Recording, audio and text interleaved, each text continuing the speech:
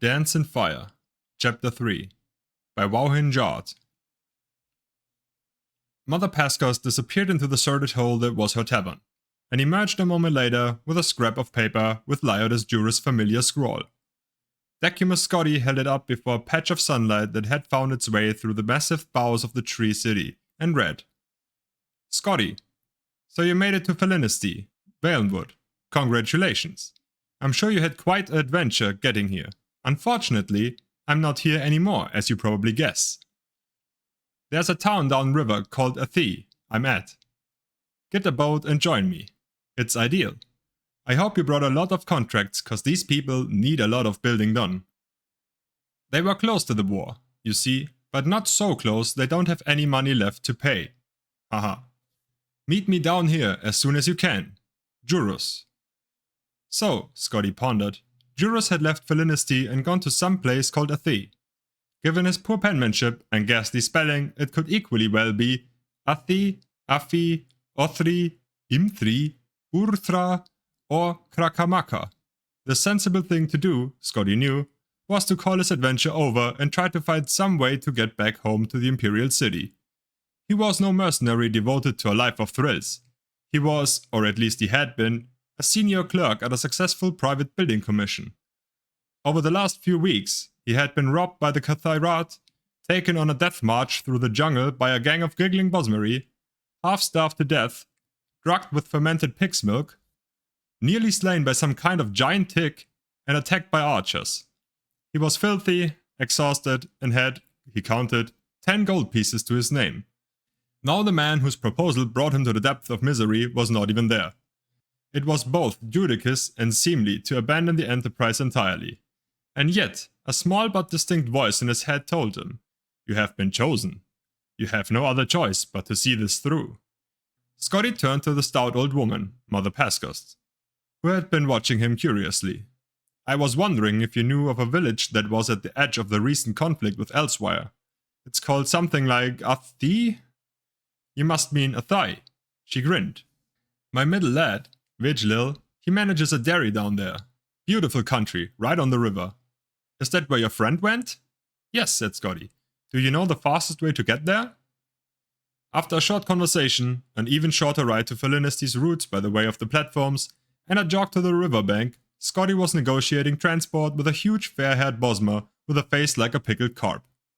He called himself Captain Balfix, but even Scotty, with his sheltered life, could recognize him for what he was. A retired pirate for hire, a smuggler for certain, and probably much worse. His ship, which had clearly been stolen in the distant past, was a bent old Imperial sloop. 50 gold and we'll be in Athai in 2 days' time, boomed Captain Balfix expensively. "I have 10. No, sorry, 9 gold pieces," replied Scotty, and feeling the need for explanation added, "I had 10, but I gave 1 to the platform ferryman to get me down here." 9 is just as fine," said the captain agreeably. "Truth be told, I was going to Athai whether you paid me or not. Make yourself comfortable on the boat, and we'll be leaving in just a few minutes." Decimus Scotty boarded the vessel, which sat low in the water of the river, stacked high with crates and sacks that spilled out of the hold and galley and onto the deck. Each was marked with stamps advertising the most innocuous substances: copper scraps, lard, ink, high rock meal, marked for cattle, tar, fish jelly. Scotty's imagination reeled, picturing what sorts of illicit imports were truly aboard. It took more than those few minutes for Captain Balfix to haul in the rest of his cargo, but in an hour the anchor was up and they were sailing downriver towards Athai. The green-grey water barely rippled, only touched by the fingers of the breeze. Lush plant life crowded the banks, obscuring from sight all the animals that sang and roared at one another. Lulled by the serene surroundings, Scotty drifted to sleep. At night, he awoke and gratefully accepted some clean clothes and food from Captain Balfix. "Why are you going to Athai, if I may ask?" queried the Bosmer. "I'm meeting a former colleague there. He asked me to come down from the Imperial City, where I worked for the Atreus Building Commission, to negotiate some contracts." Scotty took another bite of the dried sausages they were sharing for dinner. "We're going to try to repair and refurbish whatever bridges, roads, and other structures that got damaged in the recent war with the Khajiiti. It's been a hard 2 years." The captain nodded his head. Though I suppose good for me and likes of you and your friend. Trade routes cut off. Now they think there's going to be war with the Somerset Isles. You heard that? Scotty shook his head. I've done my share of smuggling skooma down the coast, even helping some revolutionary types escape the mine's wrath. But now, the war's made me a legitimate trader, a businessman. The first casualties of war is always the corrupted. Scotty said he was sorry to hear that, and they lapsed into silence, watching the stars and moon's reflection on the still water. The next day, Scotty awoke to find the captain wrapped up in his sail, torpid from alcohol, singing in a low, slurred voice. When he saw Scotty rise, he offered his flagon of Jagger. I learned my lesson during revelry at Western Cross. The captain laughed and then burst into tears. I don't want to be legitimate. Other pirates I used to know are still raping and stealing and smuggling and selling nice folk like you into slavery. I swear to you, I never thought the first time that I ran a real shipment of legal goods that my life would turn out like this. Oh, I know, I could go back to it, but Barndar knows not after all I've seen. I'm a ruined man. Scotty helped the weeping Mer out of the sail, murmuring words of reassurance. Then he added, Forgive me for changing the subject, but where are we? Oh, moaned Captain Balfix miserably. We made good time. Athai's right around the bend in the river. Then it looks like Athai's on fire, said Scotty, pointing. A great plume of smoke, black as pitch, was rising above the trees. As they drifted around the bend, they next saw the flames, and then the blackened skeletal remains of the village. Dying, blazing villagers leapt from rocks into the river. A cacophony of wailing met their ears, and they could see, roaming along the edges of the town, the figures of Khajiiti soldiers bearing torches. Bandar bless me, slurred the captain. The war's back on. Oh no, whimpered Scotty. The sloop drifted with the current towards the opposite shore away from the fiery town. Scotty turned his attention there, and the sanctuary it offered. Just a peaceful arbor, away from the horror. There was a shudder of leaves in two of the trees, and a dozen like Khajiiti dropped to the ground, armed with bows. They see us, hissed Scotty. And they've got bows. Well, of course they have bows, snarled Captain Balfix. We bossmen may have invented the bloody things, but we didn't think to keep them secret, you bloody bureaucrat. Now they're setting their arrows on fire. Yes, they do that sometimes. Captain, they're shooting at us. They're shooting at us with flaming arrows. Ah, so they are, the captain agreed. The aim here is to avoid being hit. But hit they were, and very shortly thereafter, even worse. The second volley of arrows hit the supply of pitch, which ignited in a tremendous blue blaze. Scotty grabbed Captain Balfix and they leapt overboard just before the ship and all of its cargo disintegrated. The shock of the cold water brought the bossman into temporary sobriety. He called to Scotty, who was already swimming as fast as he could, toward the bend. Master Decimus, where do you think you're swimming to? Back to Felinesti, cried Scotty. It will take you 2 days, and by the time you get there, everyone will know about the attack on Athai. They'll never let anyone they don't know in. The closest village downriver is Granos. Maybe they'll give us shelter. Scotty swam back to the captain, and side by side they began paddling in the middle of the river, past the burning residue of the village. He thanked Mara that he had learned to swim. Many a Cyrodiil did not, as largely landlocked as the imperial province was.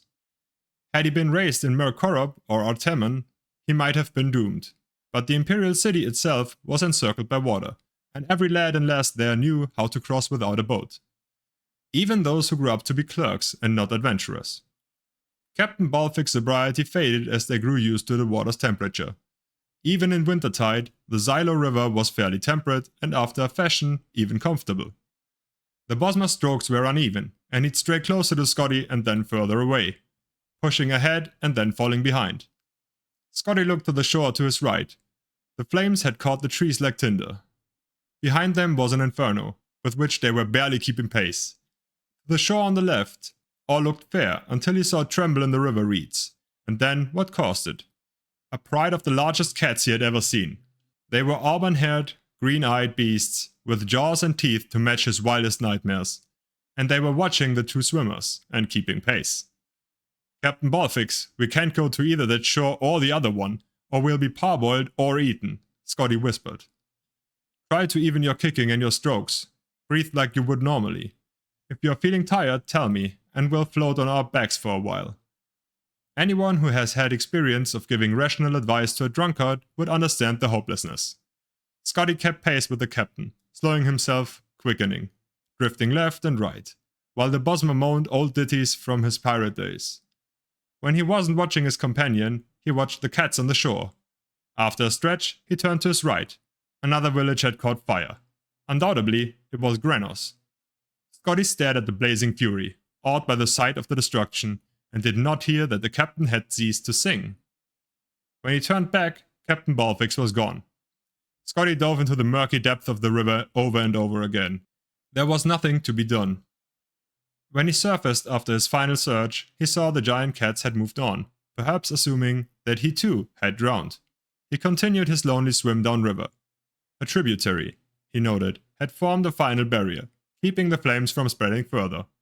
But there were no more towns. After several hours, he began to ponder the wisdom of going ashore. Which shore was the question?